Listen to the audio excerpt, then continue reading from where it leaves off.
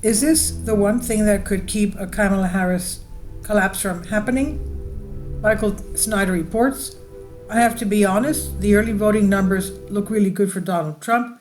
At this stage, Democrats were supposed to have cast more ballots than Republicans in North Carolina, Arizona, and Nevada, but instead Republicans have a solid lead in ballots cast in all three states. Trump's poll numbers have been surging throughout the month of October, and he clearly has the momentum right now.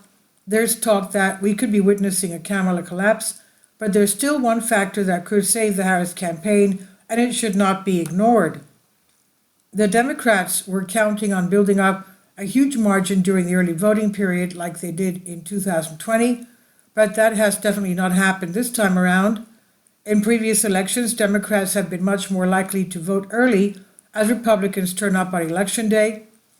Registered Democrats led by 7.5 percentage points during early voting in 2016.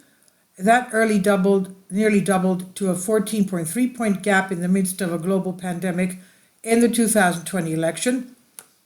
As of Monday, early voting among Democrats was just 3.8 points higher than Republicans. However, there is one number that gives the Harris campaign hope.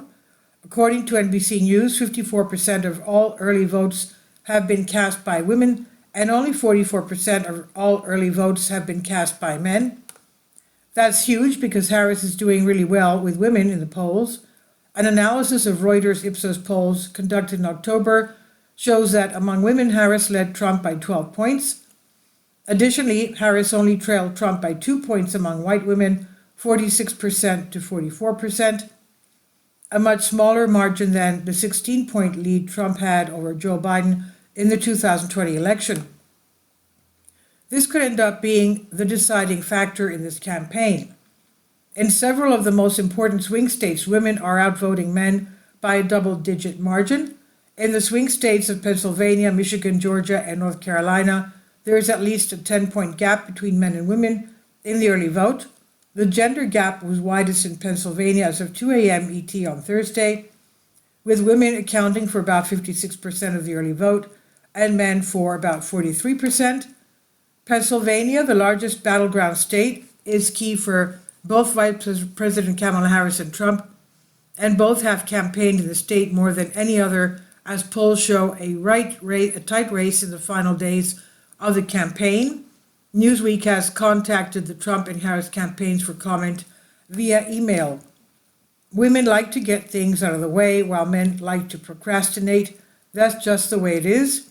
But if men don't show up in large numbers on November 5th, there's a very good chance that Kamala Harris could end up winning. Conservative pundit Charlie Kirk is really freaked out about this. Early vote has been disproportionately female. If men stay at home, Kamala is president. It's that simple. If you want a vision of the future, if you don't vote, imagine Kamala's voice cackling forever. Men need to go vote now. This is the one thing that could keep a Kamala collapse from happening, because every other early voting number that we are getting looks very good for Trump. For example, in Georgia's massive number of people that did not vote in 2020 are showing up to cast their ballots.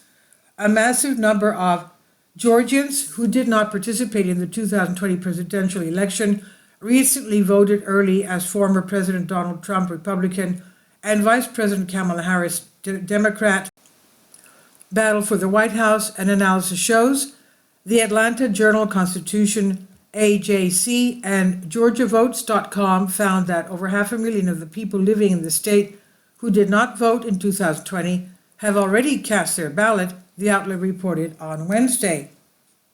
Trump has been polling far better among people that do not vote regularly than Harris has, so this is a very promising sign for the Trump campaign. Also, turnout in Georgia is highest in sparsely populated rural counties where Republicans dominate. In a social media post on Thursday, AJC political reporter Greg Bluestein pointed out the highest early voting turnout in Georgia is not in Democratic strongholds such as DeKalb County or the fiercely contested suburbs that surround Metro Atlanta.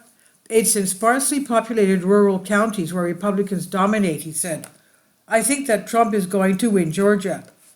According to the final Atlas Intel Battleground poll, Trump is actually leading in all 7 of the most hotly contested swing states. In the most accurate poll of 2020, Atlas Intel releases their final battleground poll showing Trump winning all 7 battleground states. Finish strong, vote, and make this a reality. Arizona, Trump +5. North Carolina, Trump +4. Nevada, Trump +4. Georgia, Trump +2. Pennsylvania, Trump +1. Michigan, Trump +1. Wisconsin, Trump +3. If this is how the election plays out, Trump would win 312 electoral votes. The Trump surge is so obvious at this point that even pollster Frank Luntz has been forced to admit that Trump has the momentum. The following is what he told CNN during a recent interview. Luntz said, "Because it reminds me so much of 2016, and I think there are a lot of similarities right now between this campaign and that campaign. The divisions in the country were significant back then. People did not think Trump had a chance back then. He's been gaining and gaining the momentum. I don't know who's going to win. I can't call it, and nobody should, because statistically and polling and focus groups, it's way too close to call. However, the momentum is clearly, in what I see and what I hear, is in his favor." And it appears that Trump's momentum could also help Republicans win the House and the Senate. The Republican brand is benefiting from a late surge on the generic congressional ballot. The GOP had been behind all summer, sometimes by as much as 2 points.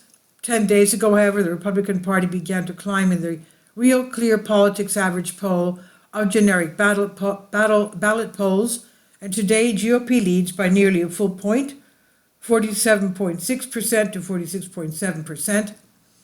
This is no fluke, meaning it's not based on one outlier poll that can skew the entire field. Of the 7 most recent polls, Republicans have led in 5 and 2 are tied. That shows real movement in the closing days of the campaign. But I must stress that one of these poll numbers are going to mean anything if men don't show up in huge numbers to vote on November 5th.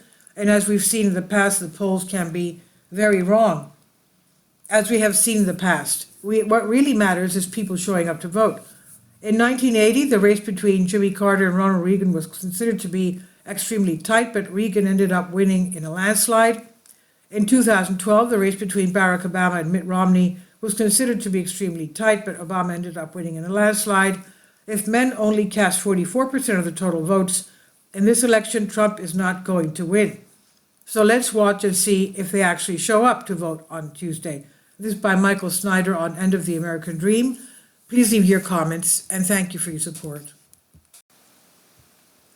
About the author, Michael Snyder's new book, Why, is available on paperback and for Kindle on Amazon. He's also written 8 other books available on Amazon, including Chaos, End Times, 7-Year Apocalypse, Lost Prophets in the Future of America, The Beginning of the End, and Living a Life That Really Matters. When you purchase any of Michael's books, you help to support the work that he's doing. You can also get his articles by email as soon as he publishes them by subscribing to his Substack newsletter.